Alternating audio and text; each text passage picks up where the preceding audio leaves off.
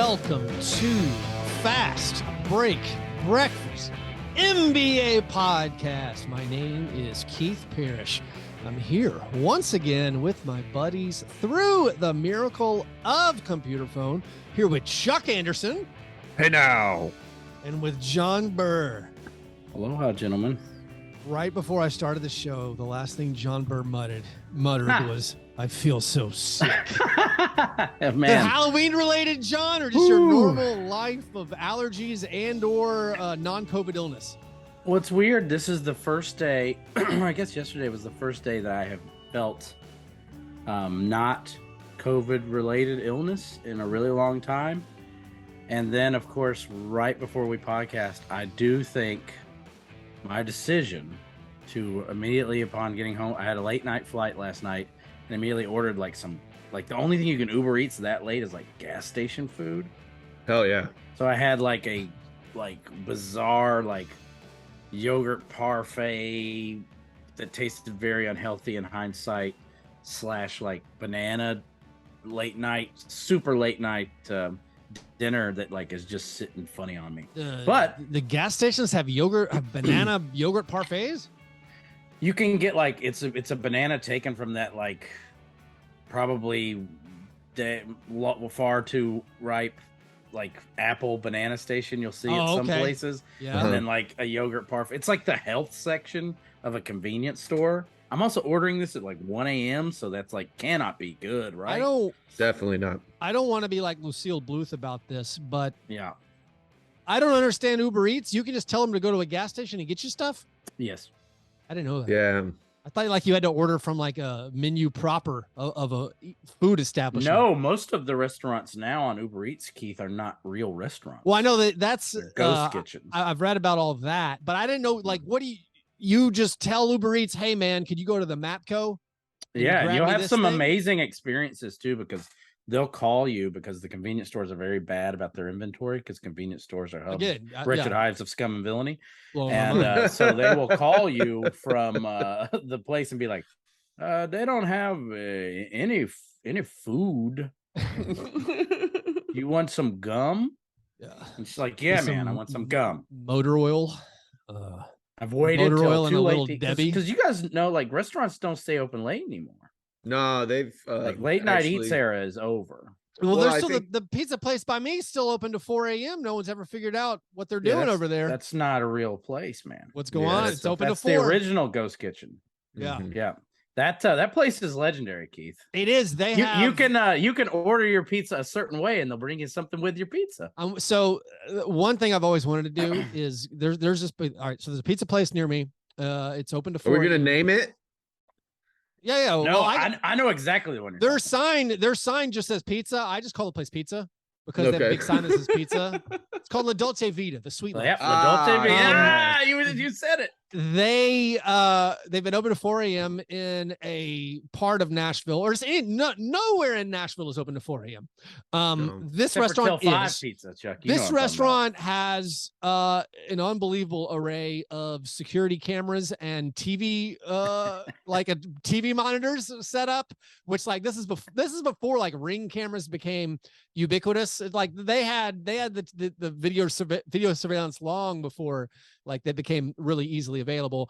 They also would have those temporary storage units that you could, season 1 of The Wire, some of the season 2 of The Wire, these huge storage units out back.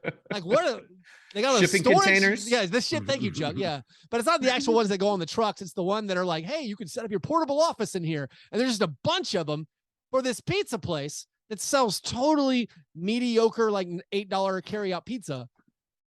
So just I've had Dolce Vita at the end of the night where the bartenders didn't kick me out of the bar because they were afraid I was too drunk to leave. Yeah. And then the bar staff orders pizza, and that's the only place you can get it at 3:30 in the morning is Dolce Vita. I never remember it tasting good. I just remember it being pizza. It's pizza. The sign says pizza. It's just pizza. Pizza from pizza. Mm-hmm. Well, as I alluded to, La Dolce Vita, if you order in a certain manner, you will receive more than pizza, and I'm not talking about breadsticks, baby. You're not getting that extra parm. Oh, I'm sorry. So not even related to any possible illicit activity. Something I want to do. This is very similar to my cheesecake challenge, cheesecake factory challenge I've never done. I just want to go into this. I need to become like a Mr. Beast style YouTube star because I just want to go to La Dolce Vita and order like the steak or order because they have this entire full menu. Like you have chicken fricassee. You have trout. Like what? Like there's like the storage containers could just be all full of just all the food products because their menu is unbelievably long for a pizza that just says for a place that just says pizza. I want to try everything. The Cheesecake Factory challenge is I want to go to Cheesecake Factory and everyone there. I want to go with a party, like a large group of people, 6 to 12, and everyone has to spend $150 on the person sitting to their right. That's all I want to do. I hate this. Just gotta buy weird stuff, and alcohol doesn't count. You gotta buy apps. You just gotta buy stuff. See how much we can knock out. I mean, I know it's a very wasteful use of resources and money, but it sounds hilarious to me. Keith, I keep thinking one of my birthdays. Did you know there's a Cheesecake Factory opening right near my place? Whoa, Nashville's going double Cheesecake Factory? Yes, Nashville's going double Cheesecake We've really Factory. made it, boys. Opry Mills Mall. Congratulations, Nashville, achieving I've never peak been city status. If I go, I'm wearing a Vince Young jersey. That's all I'm telling you. You got to go. Oh, yeah. The preferred eatery of NFL players. Speaking of Cheesecake Factories, speaking of gargantuan amounts of food, what breakfast have you had? John, did you already do it? It was gas station parfait? Yes, but also I will be going to McGaw's immediately after this. Oh, it's good. Yeah. Cleanse the palate with the I almost better did donuts. Almost did this as a live remote from McGaw's, but I instead bribed the loud construction workers working on the house right behind my they built a house in like 2 weeks, like a giant. They might be building a cheesecake factory. No kidding. No. But I bribed them, and I bribed them. I said, here's where you go. You go to McGaw's, and this one's on me. And I gave him $30, which at McGaw's, $30 is, in terms of increments, is much more than $150. As far as value. So the nonstop builders, Halloween was last night, and we're trick or treating, and like the workers are still building, like the houses are still going up, like all the like it's basically dark. The streets are filled with children in costumes, and they're still just hammering away, nail guns, just Also, like in our neighborhoods, ever since COVID, people have put more and more like bowls at the street, or just like unmanned candy bowls. And you're like, hey, just help yourself. Just take one, take two, or whatever. I thought maybe at the construction sites, all that lumber there, just take one. Don't be greedy. Free money. Just everyone take one, walk away. My breakfast was Reese's Pieces and Sour Patch Kids and Skittles. And this is the day I train for year round. I put in 364 days of just. I wonder what the reality of your body's composition, because I don't eat any candy really ever.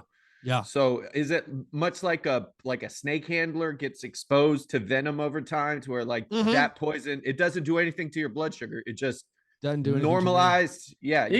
What if Keith ate healthily? It's the Princess Bride. You'd be Nate Duncan, man. Yeah, you'd be jacked, bro. Oh, yeah. I've definitely taught myself to. I've steeled myself. I've built up a reserve. No, it's really great. Also, sometimes I'm like, if I have a pain, my go-to thought now in my life is like, what if that's just excess sugar? What if that's like a cancer that's just sugar? That's how I am when my foot falls asleep. Yeah. And then like when I go to the doctor, they're like, oh, no, that's this. You got a folliculitis. That's why. I was like, man, I was relieved. I thought it was from eating sour gummy worms. Ultimate Frisbee foot. I thought it was from sour gummy worms, but I'm good. No, literally, I ate a lot of candy. I also had a real horrifying cough that sounded like vomit, which I was glad no one was home for. And I think it was just like, maybe it's just too much candy too soon. I really should take better care of myself. Chuck, what was your breakfast? That cough seems to have knocked something loose. You're not as phlegmatic as usual. No, it was rough. It was Oh, I was actually part of it was on video because I was recording a Grits and Grinds video, and then it's like I had to take a break, and then it was just like Oh man, you need to plug your. I might throw that up in our Slack. You need to plug your Patreon. solo recap. What's going on with the Grizz videos you've been posting? Well, I mean, just if you're a Grizzlies fan, go to YouTube, man. Get some of that Grits and Grinds Grizzlies podcast. Doing it all over there. Yeah, Chuck, what's your breakfast? Fist full of supplements and a cold brew, baby. It was very melodic.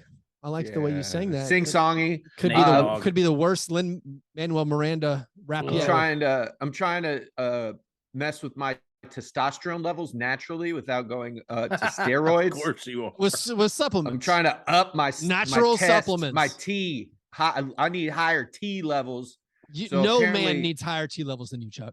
No, even though Chuck doesn't listen to Joe Rogan, he's still comedy adjacent enough that the Rogan is osmotically filtering into his life. I'm taking ashwagandha now. It's supposed to lower. Chuck, have you heard of Liver King? I have heard of Liver King. I've thought about eating testicles just to see what it does to my body. Also, I have had like bison jerky, and that stuff. It'll get you fired up, if you know what I mean. Okay. Strong like bull. And so there's something to like red meat before physical exertion in a certain arena that I think is. I thought red meat directly led to impotence. Man, I don't know. Oh, are we getting conflicting information? Okay. Maybe we just have. Maybe depends we're just on which magazine you're reading. It's quite possible. Me and Keith are actually a different species of animal. It's true. No, there's no question about that. Like I watch my calories all the time, and I can't lose any weight. And Keith just eats fistfuls of sugar and stays thin as hell. That's what are you purging? I'm not purging. I'm just kidding. Believe me, jokes are bad. We're not the same. You have comfortably 3 times my testosterone level, and yet you're seeking more. It's useful. Chuck, all your hair fell out. You have enough testosterone. Yeah, man. Anyway, congratulations on your supplement. Some to this soy boy. Natural supplement breakfast. Anyways, breasts. Those were our breakfasts. After our breakfasts, we moved to our breakfast in bed apologies. This is our chance to make right what we might have gotten wrong on a previous episode. It's frequently the first time we talk about the NBA. What things should we correct that we got wrong? John, what do you need to make right in the world, do you think? I know that Tyrese Halliburton had like 7 turnovers and didn't look that great last night, but I still feel the desperate need to apologize for everyone. There were people reached out to try to stop me from continuing to espouse this opinion, but I can no longer defend the Kings-Pacers trade with. Are you out on Domantas Sabonis? Well, I don't know. He has to shoulder some of the blame, but he definitely can't play under Mike Brown because he's fouling. He's going to foul out of every game, and they can't even play him in the fourth because of just defensive ineffectiveness and, consternation between coach and player. But it is nightmarish. He fouled out of the Heat game, and I was like, damn it. Yeah. I mean, we had a comeback. We were looking good. I was like, oh, this is in the bag. And then Sabonis fouled out. Rashawn Holmes came in, who for some reason we couldn't stop, and we ended up losing to the Kings. I mean, when Metu is the answer over your former All-Star, the plane is flown into the mountain. Halliburton's been torching it. Yeah, I don't even think it matters at this point. I was so wrong that it doesn't matter what the trade was. It's okay. I feel like Caitlin Cooper was wrong, and she's much smarter than you are. So like, she kept. I'm like, I don't know. We shouldn't take victory laps on anything because we're 2 weeks into the season, and everyone who took a victory lap after 1 week in the season looks stupid. So there's no reason to take victory laps now because we will also look stupid. But like, I wasn't a huge fan of Sabonis. I was like, I was closer to the Nate Duncan. Nate Duncan always picking on him like this is one of the weaker All-Stars we've ever had. And I don't know. I thought he's closer to one of the weaker. I believe he said the worst. Yeah, that's an exaggeration. He didn't know. I mean, Nate said that, but again, yeah. Let's come on. Wally Zerbiak. Get out of here. Brad Miller. I mean, I enjoy. He's no Brad Miller. Brad Miller's better than Sabonis. I mean, Brad Miller and Sabonis are pretty similar. I mean, that's where we are, but it's just like defensively, he is completely out. And I think Mike Brown shoulders some of the blame, but I should have known better than to, pitch my flag behind the Kings front office, I guess. Well, I think how, again, it goes to the positional scarcity in the NBA. I don't care about a pretty good big.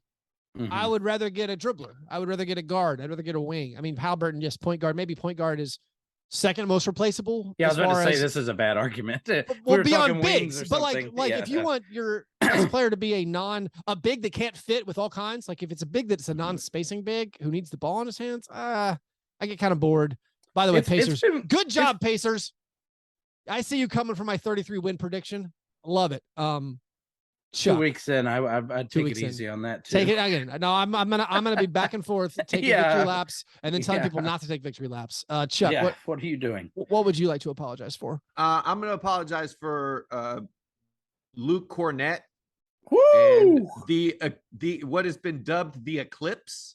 So this good. move where what is this?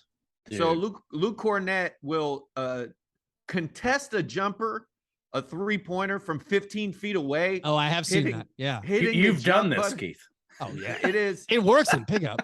It works in pickup. It is effectively what he should be doing, because it's just basically a confusion move, or it's I'm too slow to actually hit the closeout, and I don't want this guy to blow past me, which he will if I attempt to close out. So I'm just going to jump. I'm going to tell everybody that's what works. And apparently right now, it's when he does this, opponents are like 2 for 8.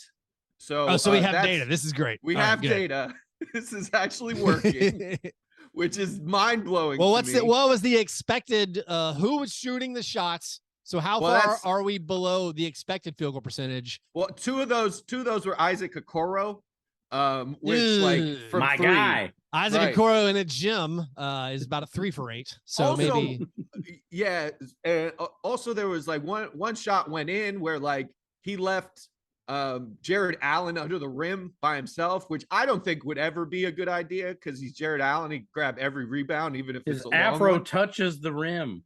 But I'm so sorry for Boston fans for having to watch this, what looks like a glitch in the Matrix. It looks like he's a dancer in a Spike Jones. No, you're right. It looks like it's a video game where you're learning to use. Yeah, right. Yeah, the square button's stuck. You're just spamming the square button. And you're like, I'm just gonna keep jumping. I'm either gonna block the shot or hopefully get a rebound. Oh, I mistimed it again. And this goes into like the Celtics maybe overthinking things, because I remember a couple years ago, Romeo Langford was shooting free throws with a ping pong ball paddle taped to his hand.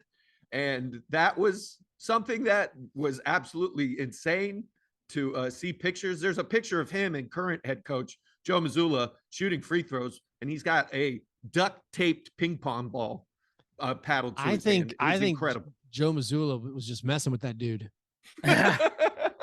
Shout out to New Age feminist Joe Mazzulla for verbally assaulting a female referee, truly showing equality in these troubled times. I mean, Romeo Langford's like, he's not in the league, and you think he looks back and he's like, you know what? Damn, I think they were messing with me when they had me tape a ping pong paddle to my hand. I don't think that actually helped me get any better. My apology. The last time we recorded was right after the Grizzlies beat the Nets in what felt like an impressive good win at the moment. It no longer feels like an impressive good win. But we made some jokes. It wasn't necessarily hard-hitting deep dive analysis, but we made some jokes at the expense of Dylan Brooks and how he was getting torched by Kevin Durant. Kevin Durant, in this game against the Grizzlies had 37 points on like 75% field goal percentage, but one of our listeners, Bear Cub, pointed out and then sent me down a little rabbit hole to find out some of the answers. Kevin Durant in that game in the second half when Dylan Brooks was on the court only made one shot, only scored 2 points or 4 points. 4 points on 1 out of 3 field goals in the second half. When Dylan Brooks was not on the court in the second half, he had 15 points. So the Dylan Brooks effect, it was not his fault. He was not on the court when Durant scored 22 of his 37 points, and Let's talk including about the real Dillon 15 Brooks of his effect, 19 where he went second half 2 for points. 13 or whatever, and had no other meaningful stats. Kevin Durant, like within the next couple games, scored 17 points on 4 shots. This is what he does. This is not, if Dillon you're Brooks going hater to is if you're going to take that game and find a reason to apologize for any Dillon Brooks slander, then truly this is an off-limit subject. Wait, you can't put together that despite going 2 for 13, they can still win because he contributes on the defensive end? That's why we won. It wasn't because Desmond Bane had 38 points and John Morant had 37 points. They both had 38. I'm just saying it all works together. We were making fun of Dillon Brooks getting torched on defense. So. He literally did not get torched on defense. That's all we're saying. I mean, he got benched. We only played him 24 minutes. I think John Conchar played more minutes. I think John Conchar played. You're now more making minutes. up things, John. He didn't get Who benched played in more this minutes game. in that game? He was in foul trouble in the first half. He fouled a lot. Didn't get benched. Dillon Brooks had like 3 fouls in that game. He got benched in the first half because of foul trouble. He did, or he did not get benched. He got pulled out of the game for foul trouble in the first half. Okie dokie. You don't think it was because he was You don't think it's because he was missing every shot and contributing nothing? When's the last time he got pulled for missing shots, John? I mean, when's the last time he got pulled for having 2 or 3 fouls? Are you just making up things? I'm very confused. Every Grizzlies player gets pulled out in the first half for foul trouble. This feels like when I just want to say, when someone takes that game and decides that Bear Cub, I'm sorry, dude, but when you take that game and that's when you're going to go to the mattresses for Dillon Brooks, then you're seeing what you want to see. We're not going to the mattresses for Dillon Brooks. We said Kevin Durant lit up Dillon Brooks, which factually did not happen in the game. In the second half. 15 of Kevin Durant's 37 points were scored when Dillon Brooks played. Kevin Durant played 37 minutes. That's like half of it. Listen, John, this is not confusing. Dude, it is confusing. Kevin Durant apologizing for making fun of Dillon Brooks after that game is confusing, dude. Kevin Durant played 39 minutes, scored 37 points. He scored 22 of his points in the 15 minutes he played when Dillon Brooks wasn't on the court. Just saying, he did not light up Dillon Brooks in that game. That's all we said. We made fun of Dillon Brooks for getting lit up. Did not happen. I think you guys are missing whether or not Dillon Brooks was a net positive in that game. That one could argue and probably say one no. could argue. I feel like we should be talking about Jake LaRavia post-game interviews instead of Dillon Brooks from this point moving the greatest white guy voice since Tyler Hero and Kirk Heinrich. Anyways, those were our breakfast in bed apologies. Before we move on to our steak and eggs best thing, why don't you, Grizzlies fans, or people who want to hit up the secondary market reselling Grizzlies season tickets, buy some Grizzlies season tickets. Guarantee your Grizz and get the season's biggest games, biggest giveaways, and best seats at a great price with those 2022-2023 Grizzlies season tickets. They also have half-season plans and 10-game packs. Lock in your tickets to see Ja, Jaren, Dez, and Dillon, except the times he gets benched, and all your favorite Grizzlies. They make big-time noise. Get your tickets now. Call 901-888-HOOP or click Grizzlies.com today. All right, steak and eggs, best thing. What is the best thing you saw in the last week? Chuck, what is your steak and eggs? Shout out to the Spurs for taking steps to make sure that they keep a culture in their organization clean as possible. I'm not sure if this is some sort of karmic attempt to gain lottery balls for Victor Wembanyama. It could be a way to also suck a little more, but they are good, so it doesn't make sense. And yeah, they got rid of Josh Primo for doing some things that may be terrible, actually are terrible. And now they've cleaned house and made their karmic balance seem a little more beneficial. So that's shout out to the Spurs. Because my best of the week actually was Primo D. And it wasn't a Josh Primo joke. I wanted to talk about how insanely awesome the Milwaukee Bucks defense has been.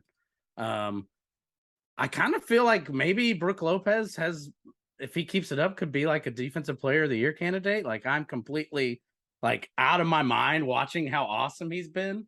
And then I know the Drew Holiday that you and I have been obsessed with, Keith. I think this is peak nightmare defender Drew Holiday in the very few Bucks games that have been played. It's just been completely shut down, destructive force.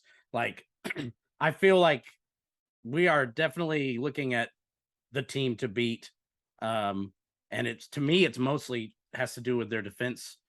I'm not sure where they rank defensively, but when I watch them, I'm just like, I don't see how a team can do enough to beat them in a 7-game series just because of the way they play defense. Yeah, in our over/under episode, I was talking about how like it basically broke my mind that the Bucks went under last year, and maybe one argument for that was Brook Lopez wasn't available, even though Brook Lopez is super old. Well, Brook Lopez is back. Brook Lopez is leading the NBA in block shots. The Bucks are number 1 in defense in the NBA currently. They are undefeated. It's weird. They're also like 15th in storylines as far as like the storyline rankings of when you talk about the league. It's essentially what teams are really bad. Like, oh, is this team actually bad? Are the Nets bad? Are the Heat bad? Or the Warriors? What's wrong with the Warriors? What's wrong with the Clippers? But like the Bucks are crushing people. Giannis is the perfect basketball player. And then with Drew and Brook Lopez, like this is, I mean, it's weird.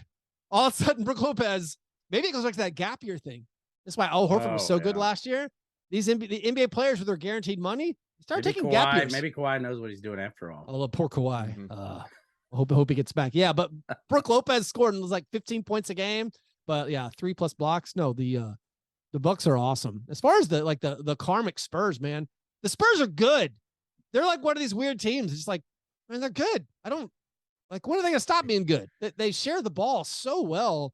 It doesn't matter that like they have basically failed at the draft. I mean, I don't know. It's been an either or. There's no basically. Like Keldon Johnson was a good hit. You know, like Keldon Johnson's been great. Devin Vassal's having a great season. You know, they drafted him. Then there's your Lonnie Walkers and your others players released and such. My best thing is it's related to the Cleveland Cavaliers, who are crushing people, who look real good. One of the only things I feel good about my preseason picks. They've been missing Darius Garland. It doesn't matter. It doesn't matter. Donovan Mitchell is awesome. Yeah. Donovan Mitchell is killing people. Donovan Mitchell seemingly took out a vendetta against the Knicks. Knicks revenge game for sure. What did Brunson had like 16 points and 6 assists, and then Mitchell had 38 and 12. But also part of the Cavaliers in their win over the Celtics on Friday night. Karis LeVert, who I've long said, like, looks man, good. I don't buy Karis LeVert. I'm not sure he's that good. I don't know, but he got on fire. He dropped, was it 41 points in this game? Made seemingly every single shot, and I was like, man, that Karis LeVert guy, like he's just proving me wrong. Well, you know what he did the next game? 1 point. He went 41 points, and then the next game he scored 40 fewer points. That's incredible.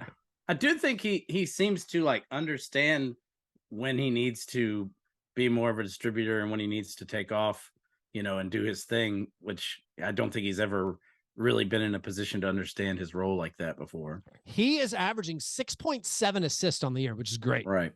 That's like something we have not seen from LeVert. And he does. I think you're right. He's picking his spots. It wasn't a terrible game. Yes, you don't make your shots. You can have a good game without making your shots. We call that a Dylan Brooks. And no, but Karis had a good game. But I didn't look this up because I'm not sure how. I would love to know how many players have ever had a game where they scored 40 fewer points in the game before.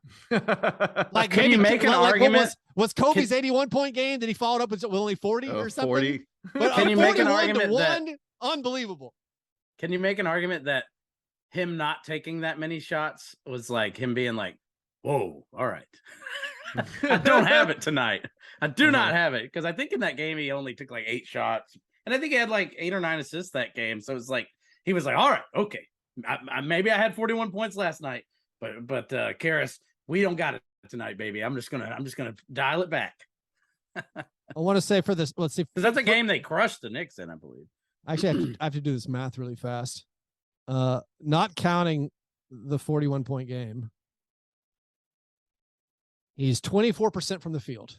So, maybe not. Keep it up, Karis. Shooting a smooth 33% on the season, and that includes a 41-point outburst. And I think he did take like 23 shots when he scored 41 points. Yeah, he was 12 for 21 in that game. Okay. Anyways, so maybe same old Karis after all. Those were our best things. Can we do Dinsanity real quick?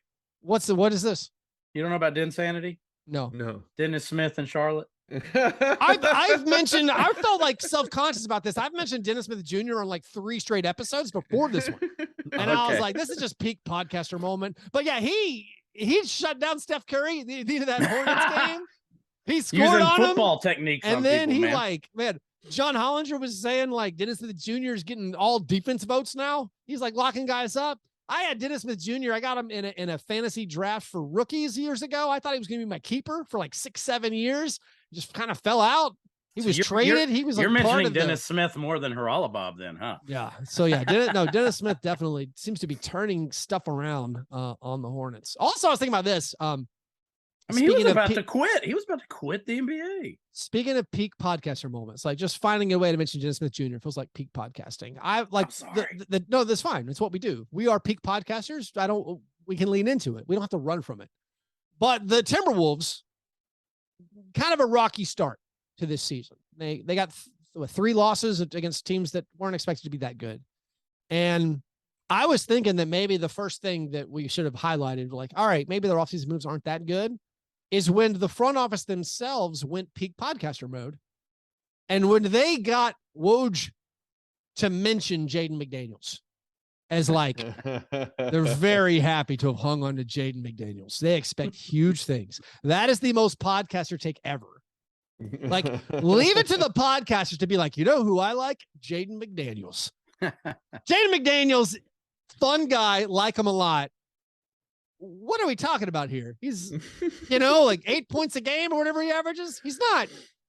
I don't know if he's like the difference maker as far as becoming this 46-7 win team wants to bump it up to 55. Good thing they have Jaden McDaniels to stick around. This is like my obsession with Kyle Anderson. As much as I love Kyle Anderson, he's not bumping you from 50 wins to 55 wins.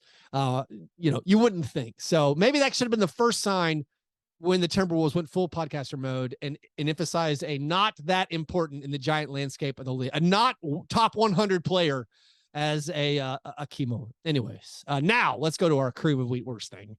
What is the worst thing you saw in the last week? Chuck, what do you got for a worst thing here? So, some scary things have happened. Yesterday was Halloween. And the scariest thing to me in the NBA right now is Luka. Luka Doncic is averaging 36 points per game. And here's the scary part. He's shooting 22% from 3. Like, imagine what would he be scoring if he hit his averages over the past few years? He'd be over 40 a game. Easy. Or if he wasn't turning purple at end of games and looking like me playing pickup basketball, just completely winded. They just need to give him hookah on the sidelines. That's what I think he misses.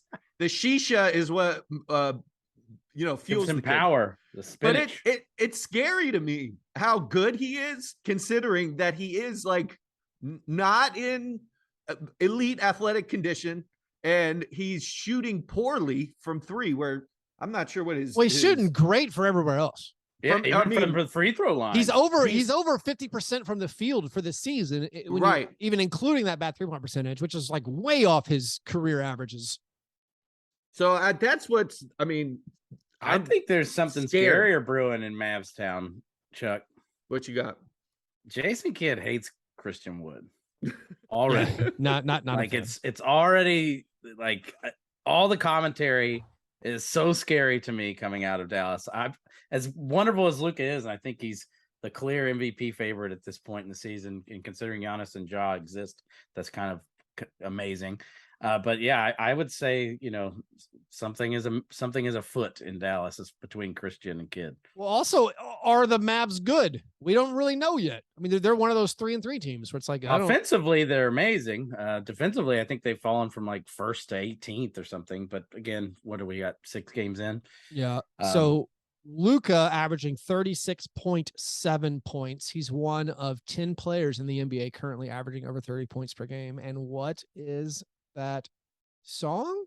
Oh dear. Dinklage, Peter Dinklage, Peter Dinklage, Peter Dinklage, Peter Dinklage, Peter Dinklage. A game of scones. Who are the 10 players in the NBA currently averaging over 30 points per game? I'm going to remove Luka. Who are the other 9 players averaging over 30 points per game on the season? There are no secret weird ones. All these guys have played at least 5 games. So who are the 9 other players besides Luka Doncic who currently are 2 through 10 in points per game in the NBA? John, why don't you go first this week? I want to take Ja Morant. Let's just get it over with. Ja Morant is averaging 33.3 points per game. He is making 56% of his 3-pointers. Speaking of weird shooting splits, Ja is 86% from the line, which is not his career averages.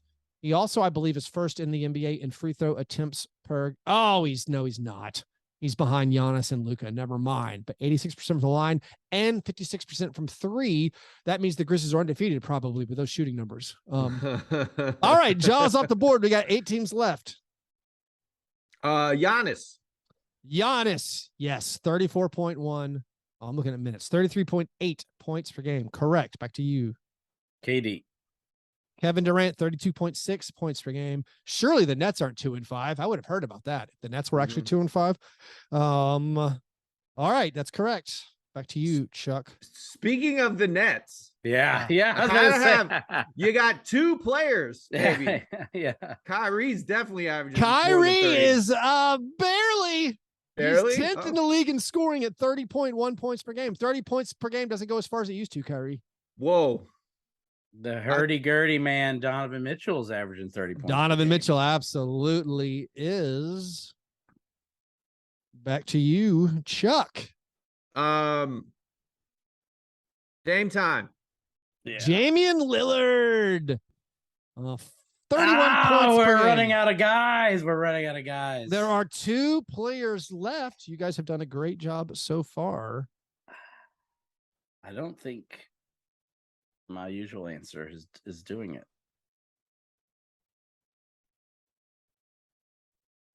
Jason Tatum. Jason Tatum is correct. 30.8 points per game. Yet another player making over half of his field goal attempts so far this season.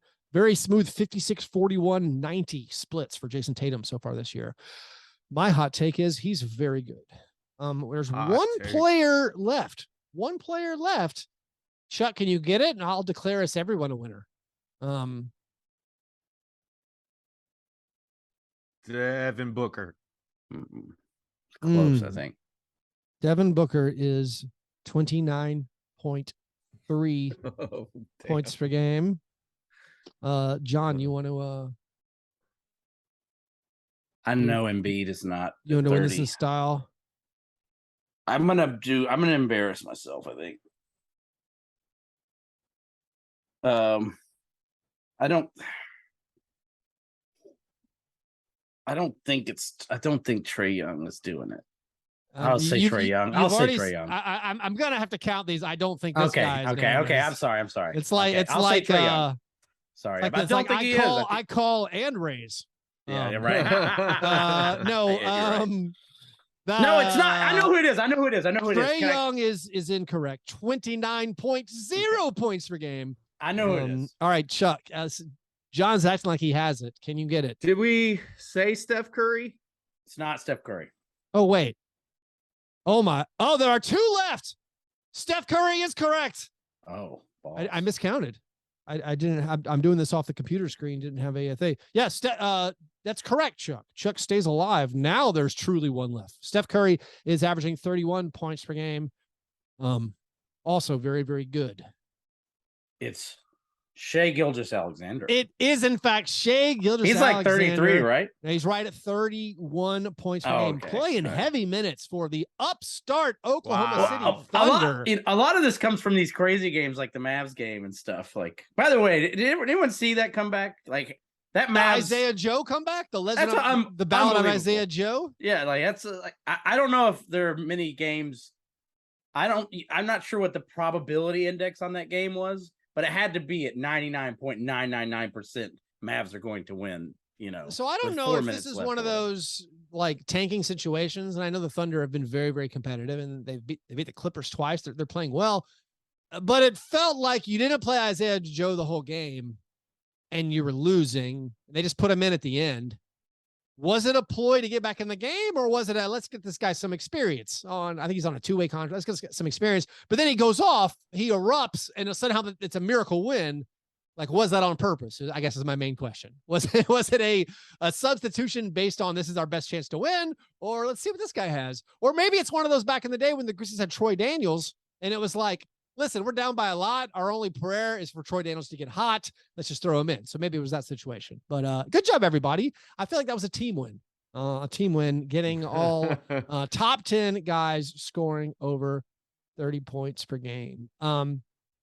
Thank God I've watched so much Thunder. Why? I'll do my worst thing. Part of it's the best thing that there are a lot of question marks 2 weeks into the year now, where teams we thought were going to be good are not looking very good.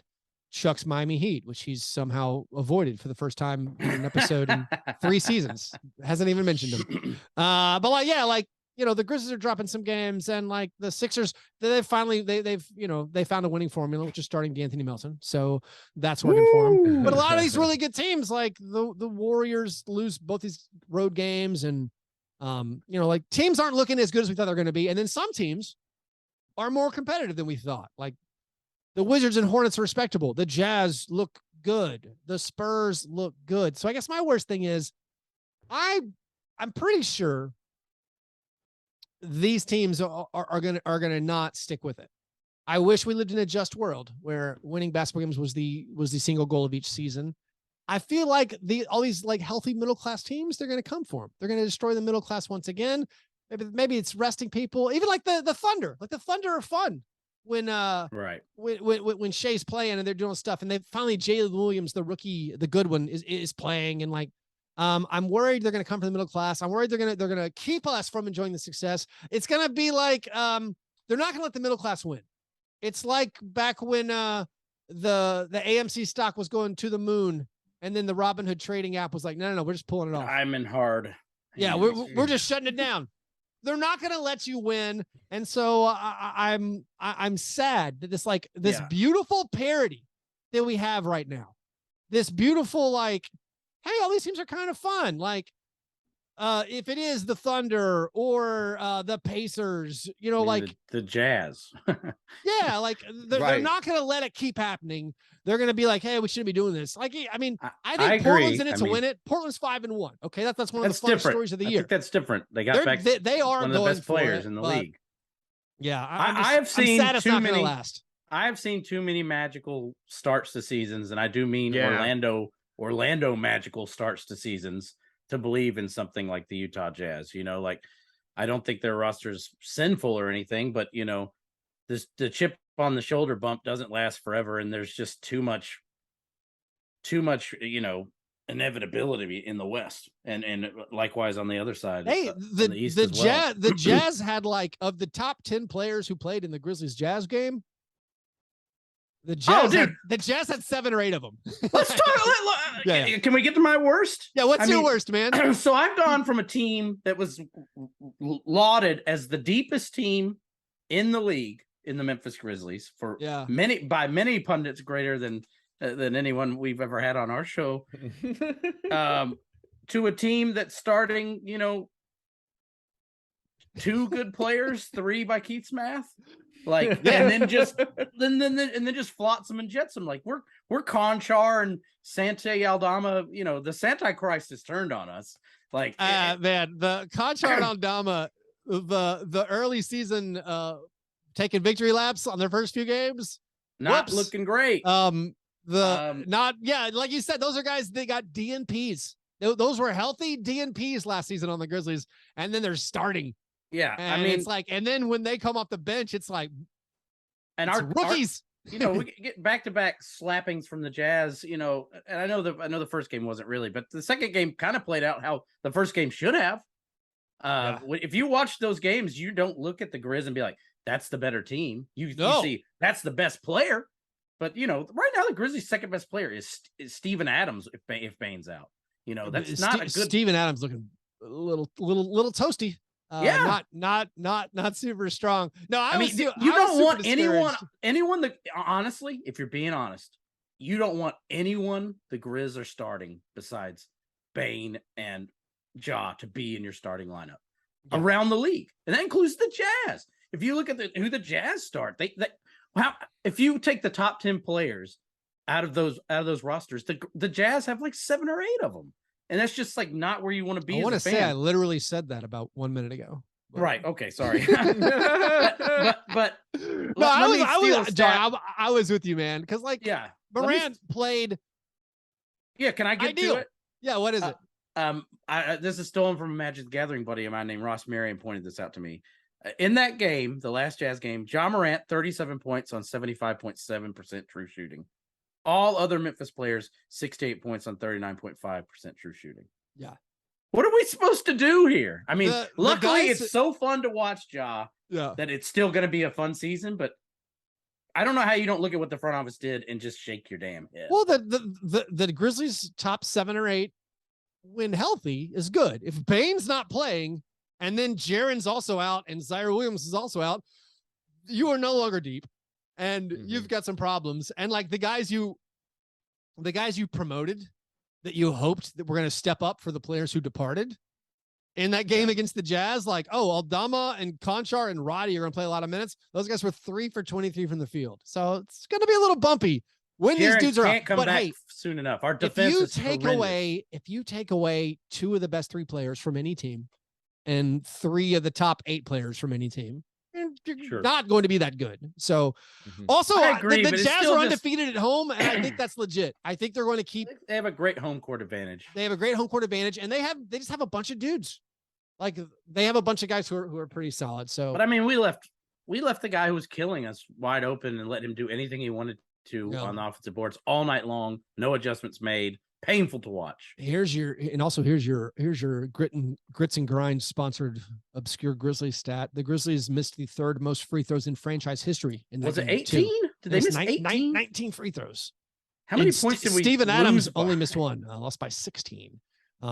Anyways, I believe we have all done our worst things. Before we get to the awards ceremony of the program, let's do a couple of listener submitted questions. Le croissant questioner.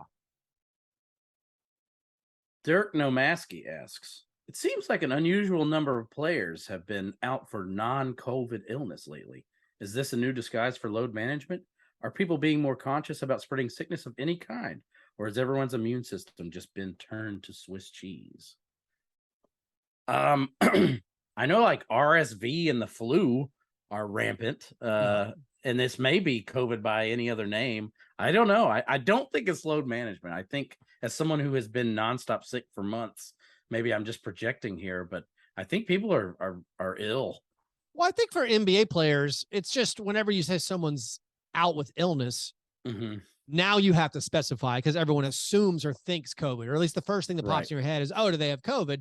So I don't think it's any code. It's not load management. I agree with you, John. It's just saying, Ja Morant got the flu. He ordered pizza from the same place Michael Jordan ordered pizza from in Salt Lake City, apparently. And then he gave it to Jake LaRavia. But like, I kind of did think Jaws was a load management, so maybe I'm talking on both sides of my mouth. I think Desmond Bane's general soreness or whatever he got, I think that was code for load management. No, I think when they're saying non-COVID illness, they're just letting you know. So because everyone assumes it's COVID. Are people getting sicker in the general world? Yeah. Because we're just going back to what we used to do. Yes. For a while there, everyone was masking because they're scared of COVID. And thus we had like a plummeted. 2-year reprieve from the flu, essentially because people were masking, and now people are not masking. And then Mike's question was also like, are we more conscious of all disease? I am now. I wash my hands all the time now. I did not used to. I work at this middle school. Chuck, how has this changed orgy etiquette? There's always hand sanitizer now, but it has to be a different color from the lube, or you'll you don't have Viagra sitting out like beer nuts anymore in a shared bowl. No, the Viagras are all individually wrapped in tiny Ziploc bags. I think it makes sense that we are. It would be weird if people weren't more aware of spreading illness now. Like if you're not more aware of germs now, that's a bizarre mental way to be. Maybe you're just blissfully happy and just being like, well, not my problem. But like I didn't used to always get flu shots, Yeah. Like same here. And now I'm like, oh, I understand. This increases the odds I will not have a negative outcome with the flu. It's all about the probabilities, and now I'm into it. But before COVID, I never bothered to learn about these things. And fomites, when I saw Contagion back in the day, I didn't know what the word fomite meant, and now I do. So, anyways, we got another question? This one is from Monta World Peace. It ends with a question. I want to take a moment to recognize how Chuck and John finding sobriety since I started listening to the podcast has affected and inspired me to do the same once again. Your being so open about it and succeeding made me want the same for myself. I can't thank you both enough. This question is for Jon and Chuck. What's something good Keith has done? Keith has amassed almost 20,000 followers on Twitter. That's huge. That's a lifetime for some people. Is that good? I don't know anymore. I've heard Elon Musk is going to take him away. Hey, well, you found a way to do it without getting verified, which means you're going to avoid that $20 per month surcharge. Yes. So that's pretty good. I mean, there's something to when be you said look back for on your deathbed, what good did you accomplish? I had 15,000 followers on a social media platform. There's something to be said for consistency, dang it. And, just because Chuck and I had to reformat our lives to stay alive doesn't mean... I knew my guardrails, okay? Keith he knows where to be at night. I had to figure out where to be at night. Keith is in his baby dungeon, watching 3 games at a time. Yeah. And having a wife upstairs who's fuming and maybe in a small argument with him that he doesn't know about. So there's different realities we all live in. I had to fall down a deep well. Keith just kind of lives in a ditch. Yeah. Yeah. You just gotta you gotta always be with the partner. You always gotta be, you have to let them realize you could be slightly better than the alternative. They're like the best grass might be greener, but it might not be. Just always be right there where you can keep a seed of doubt that things might not get better. Correct me if I'm wrong, Keith. Didn't you overcome a crippling Verizon addiction this year? Aren't you off the Verizon now? No, man, I was a Sprint guy, and then T-Mobile T-Mobile buy Sprint. No, I still have all my cable addictions. Not Verizon, Comcast. Are you off the? No, I'm still on Comcast. You've given me. I feel like I hear horror stories of people who change. It's the same thing with me trying to be just a good enough spouse where they're nervous to leave. They're nervous to change. Like I hear these people talking about like, hey man, I got AT&T fiber. It was terrible. Went out for 2 weeks, never fixed it. Despite all my issues with Comcast, like they double charged me again last week. I understand that's their business model. And I call them and I say, hey, you double charged me for this thing. They're like, hey man, that's our bad. Let me go ahead and credit your account back.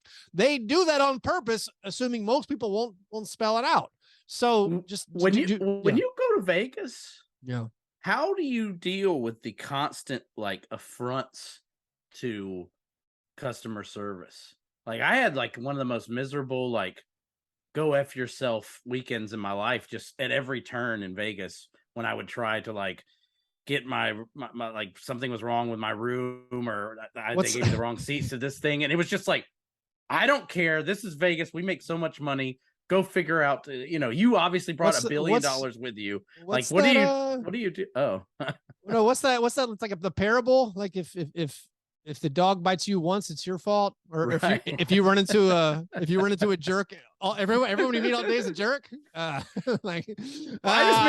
sorry about your customer service, your consistent negative customer service experiences, John. Well, I haven't had that experience in Vegas. Yeah. I just wasn't used to like being in a place where it's obvious that like they know you came here to spend all of your money, so they don't care. Well, it used to be one of those things where like I don't know how to get a bunch of comps and stuff because like they don't need to anymore.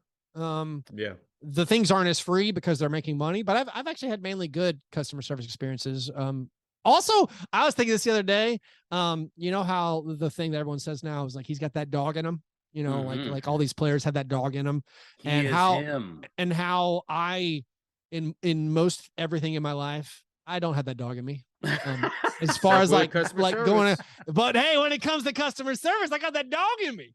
I had multiple moments in Vegas where I was being shut down so severely by just the who could care less attitude of what I was experiencing. And these were things like, I need to get back into my room. Help me get back into my room. My key is on my phone does now, not work. I don't think it's working. I don't know how this. I'm an old man. How does this? I can't get to the right and thing. Just like, hey, you need to come back later when a manager's here. It's like, I gotta get back into my room. That's incredible. And I was like, what would Keith do? I'd get a free room out of that. I'd say I didn't do that. Anyways, thanks for the question, everybody. Thanks for the support. All the Patreon supporters. If you want your question answered on air, you have to become a Patreon supporter. Also, patrons, pretty important announcement, our Pickle Pick'em contest. And we've kind of laid down on the job explaining this to people. We pick every game against the spread Monday through Thursday for our Patreon supporters. Whoever has the best record picking the games against the spread will win a prize each month. And my understanding, John, correct me if I'm wrong, we had some technical difficulties in the month of October. So it was kind of a soft launch in October, but starting for tonight's game on Tuesday, we are doing the Pickle Pick'em. The best way to do that is to get in the Slack channel, go join the Pickle Slack channel, and then you can make your predictions. And it's okay if you miss out at the beginning of November. It'll restart again in December. We give a prize every month to whoever has the best record picking games against the spread. Do that if you become a Patreon supporter. Also, we know we didn't have an opportunity to do our monthly Zoom hangout. Well, big thanks to Magnus for doing the Magnus. lion's share of the work. Magnus. And a lot of other people have tried to help us debug this because it's actually kind of a difficult thing to set up.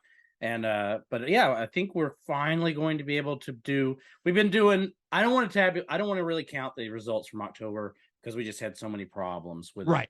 But we're gonna start for real in November and do our prizes and have a good time. It's an automated process that used to be manual, and we can't do manual anymore. It's just too many people, too much stuff going on.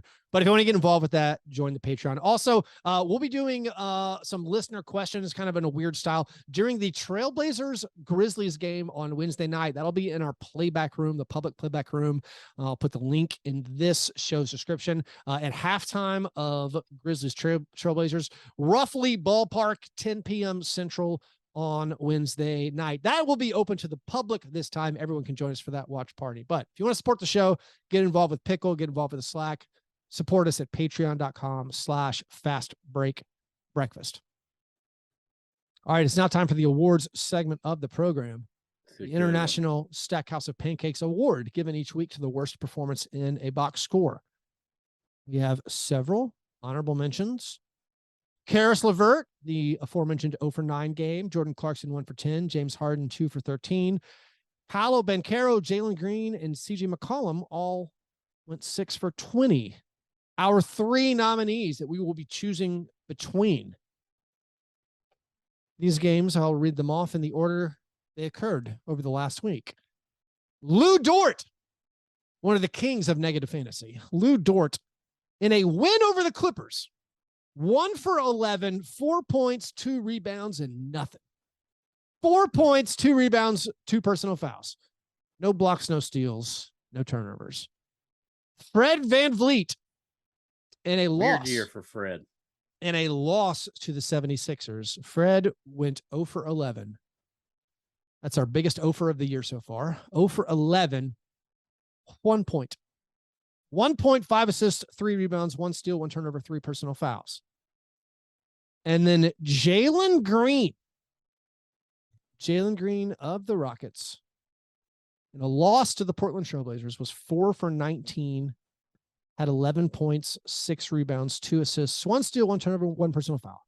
So we got Lou Dort, 1 for 11, 4 points, 2 rebounds. Fred VanVleet, 0 for 11, 1.5 assists.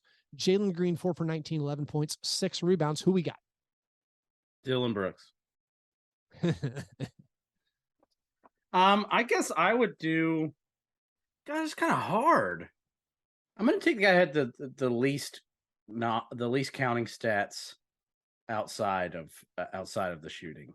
Who was it that had nothing? Dort was 4 points, 2 boards, 1 for 11.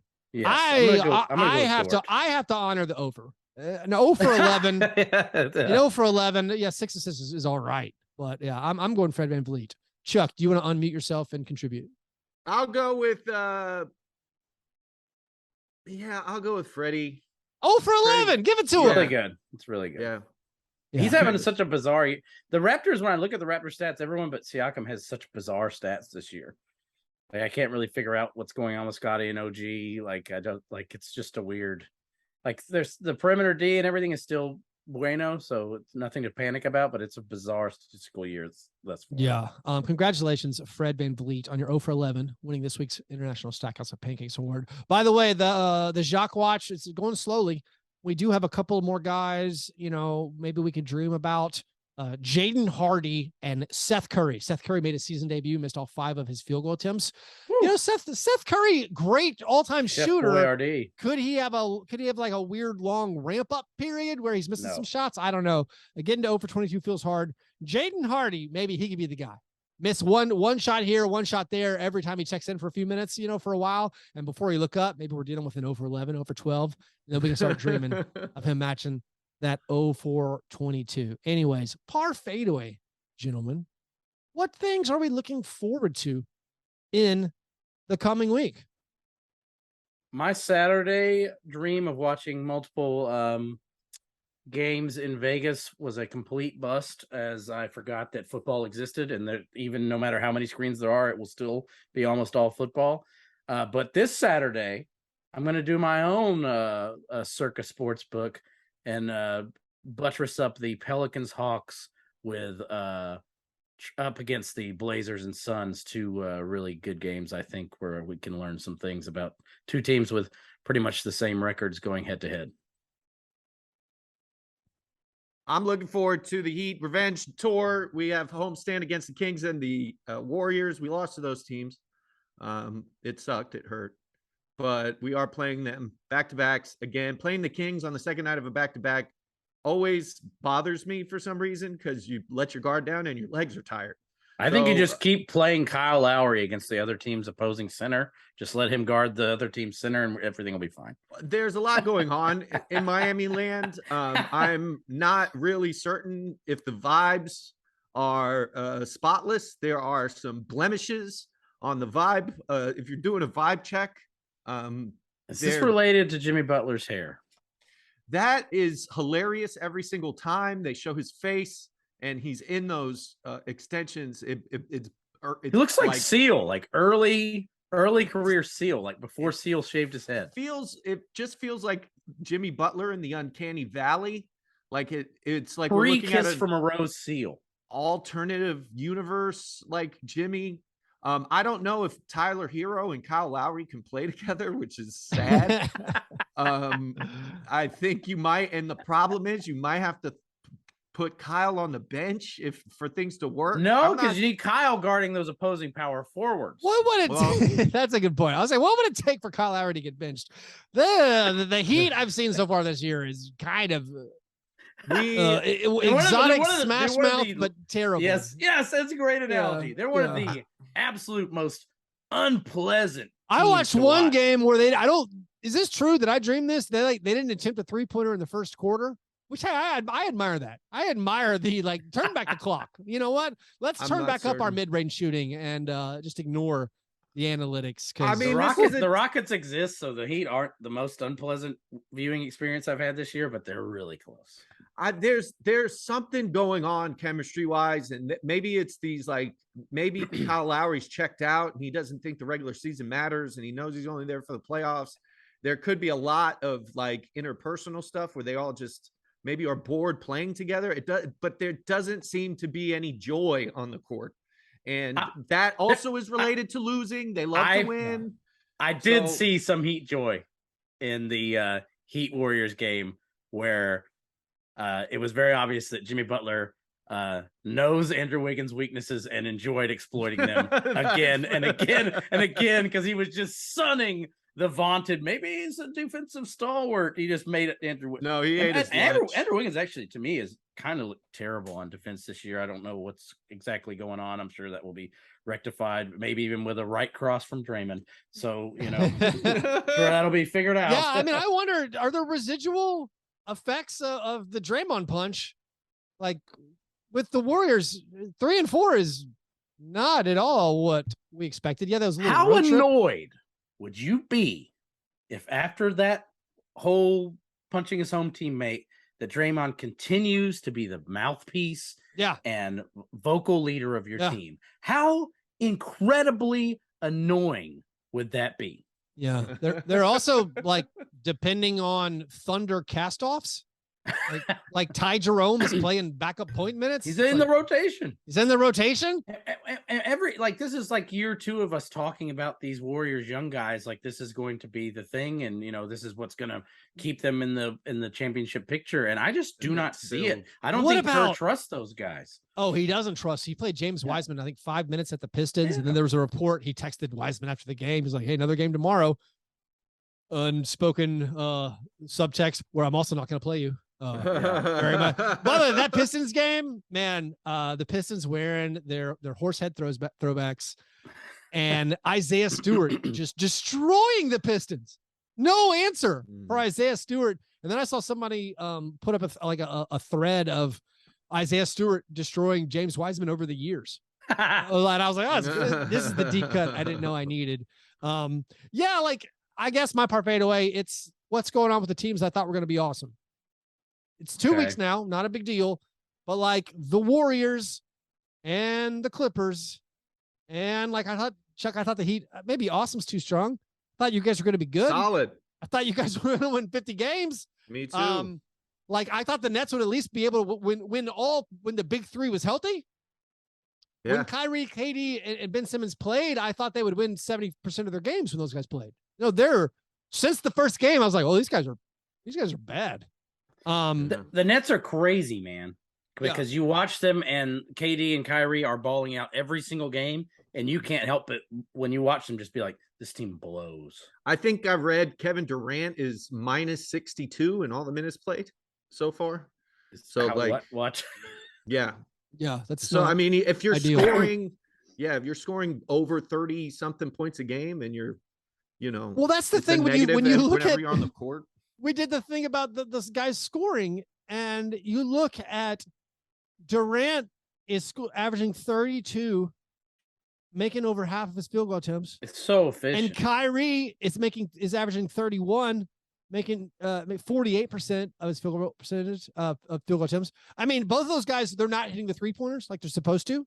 And maybe that's just the key. And if Joe Harris gets his legs under him, if Seth Curry returns, he'll start making some threes, and that will just right itself. Also, like maybe haven't looked into like the 3-point opponent shooting, which could always swing these things so big. Yeah. What if KD was right? Fire Steve Nash. Man, also they got so much going off the court there, and I'm glad we didn't even mention it. It's just like what are you supposed to do for Steve Nash? What are you supposed to do? I don't know. I just hope the Pacers keep trying hard. Pacers, keep your head up. Myers Leonard is like, come on. Oh man. Anyways, thanks you guys for listening to this episode. You want to support our program? Do that at patreon.com/Fast Break Breakfast. Grizz fans, get big time game day deals when you sign up for buzzer beaters. Text buzzer beater to 833-550-0028 to opt in for exclusive ticket offerings to your next home game today. Get tickets, get hyped, and get big savings with buzzer beaters. Visit grizzlies.com/buzzerbeater for more information. Make sure you subscribe to our YouTube channel. Give us a 5-star rating wherever you listen to this podcast. You want to follow us on Twitter? Follow Chuck the Mighty Chuck, Master John Burr. Follow me at Fast Break. You guys are the best. Thanks for listening. And remember, breakfast is the most important thing. I will remember